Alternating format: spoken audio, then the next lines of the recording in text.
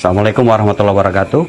Kebetulan kami dengan Pak Gubernur bertepatan posisinya berada di daerah kawasan Luwu Raya. Kemudian sejak tadi malam kita sudah memonitor bahwa memang curah hujan cukup tinggi beberapa daerah kabupaten. Tadi pagi sampai dengan siang kita sudah menerima kabar bahwa memang terjadi sejumlah daerah terdampak bencana mulai dari Nrekang, kemudian Sidrap, Wajo, dan Luwu. Yang paling parah kondisinya yaitu di daerah Luwu, Sidrap, dan Wajo. Terjadi korban jiwa khusus untuk di wilayah Luwu dan Sidrap.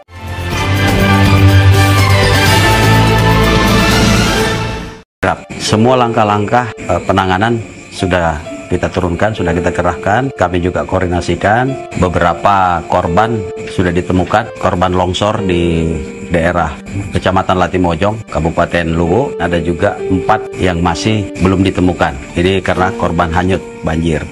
Nah, mudah-mudahan dengan semua kekuatan yang kita kerahkan berjibaku kemudian bahu-membahu, mudah-mudahan para korban bisa segera kita temukan.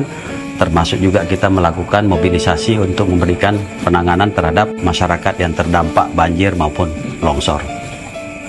Kami pastikan Pemda Provinsi Selatan bersama TNI Polri dan seluruh jajaran penanggulan bencana, Basarnas, BNPB, dan satuan-satuan lain sudah bekerja sejak tadi pagi di lapangan dan sampai malam hari ini. Dan saya sebagai penjabat gubernur sudah memerintahkan seluruh bupati wali kota dan kami sendiri sudah menetapkan tanggap darurat. Dan bersama Kapolda, Pangdam, dan jajaran TNI, satuan-satuan lainnya kami terus berkoordinasi saling bahu-membahu di lapangan. Kami pastikan semua warga yang terdampak akan kami layani.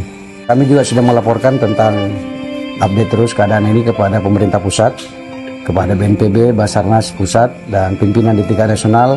Pemerintah pusat juga memberikan atensi sangat tinggi, akan mobilisasi bantuan juga ke daerah-daerah terdampak.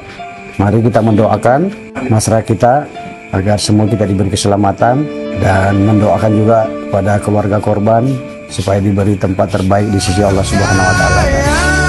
Pak, kalau kira-kira penyebab banjir utama ini apa, Pak? Sebenarnya, apakah ada perambahan di hutan atau karena adanya tambang atau seperti apa, Pak? Kalau saya tidak melihat dari situ, saya hanya melihat bahwa betul-betul karena faktor alam.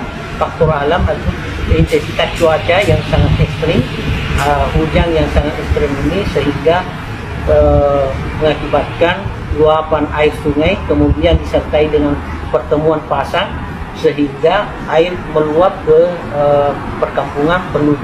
Tapi adanya aktivitas tambang di hulu sungai itu, Pak, bagi beberapa aktivis lingkungan kemudian warga itu juga menjadi pemicu karena ada pendangkalan di situ. Perlu saya sampaikan sekarang khusus untuk aktivitas tambang seperti tambang emas dan ini kan sementara tidak ada sekarang, semua dihentikan. Tidak ada aktivitas tambang galian C yang ada di hulu sungai yang ada di Latimojong. Kemudian khusus untuk aktivitas MDA ini belum beraktivitas, baru melakukan pembebasan lahan. Belum ada aktivitas untuk penambangan. Termasuk belum ada pengeboran juga Pak yang dilakukan? Ini kita ini belum ada. Kita ini hanya melihat dari prediksi Badan Meteorologi dan Geofisika sampai 10 hari ke depan ini masih dilanda cuaca yang masih sangat ekstrim.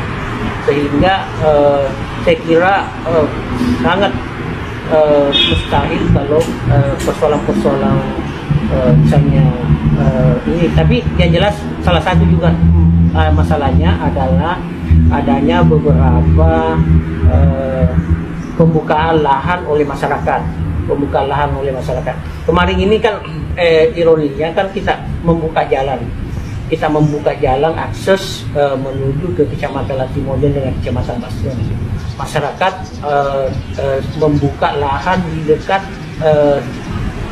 aliran sungai. Bukan jalanan, di pinggir jalanan. Pinggir jalanan itu kemudian membuka kebun dengan menanam pohon-pohon seperti jagung, cengkeh, ini yang tidak punya daya akar yang kuat sehingga menahan air sehingga memudahkan untuk terjadinya longsor. Jadi bukan karena aktivitas tambang ilegal dan atau aktivitas... Saya kira bukan. Saya kira perusahaan bukan, besar karena sekarang ini tidak ada aktivitas. Saya sudah mengecek, tidak ada aktivitas tambang galian C di atas. Kemudian khusus untuk Mas Genta itu belum beraktivitas. Ini Pak, kan banjir bandang ini banyak batang kayu besar yang dia bawa. Apa memang tidak ada perambahan hutan atau seperti apa? Nah, itu yang tadi saya bilang. Mungkin ada pembukaan lahan oleh masyarakat untuk kebun. Tetapi secara ini bukan pembalakan liar, tetapi dia hanya membuka lahan untuk berkebun. Terus pemetaan bencana apa yang dilakukan oleh Pemda Pak sekarang Pak? Yang jelas saat ini kemarin kami sudah menggalakkan penanaman pohon untuk melakukan penghijauan di ruas ini. Kemarin waktu Hari Bumi saya sudah mencanangkan penanaman 10.000 pohon dari Latimojo. Kemarin kita sudah maksikan semua penanaman pohon-pohon produktif dan pohon-pohon yang punya akar yang sangat kuat yang bisa ini. Tetapi namanya menanam kan tidak jangka panjang. Jangka panjang. Kalau jangka pendeknya apa Pak?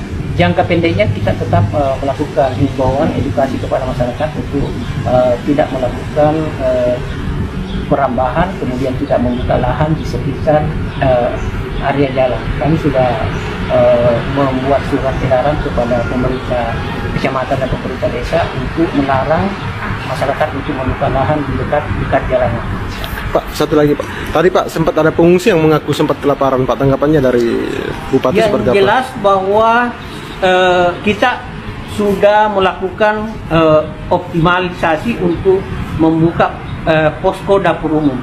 Posko dapur umum ini ada 4 yang kita buka. 4 kita buka dan khusus untuk pemerintah daerah dan TNI Polri. Ini kita buka 4 posko dapur umum dan itu kita sudah mendistribusi ke masyarakat.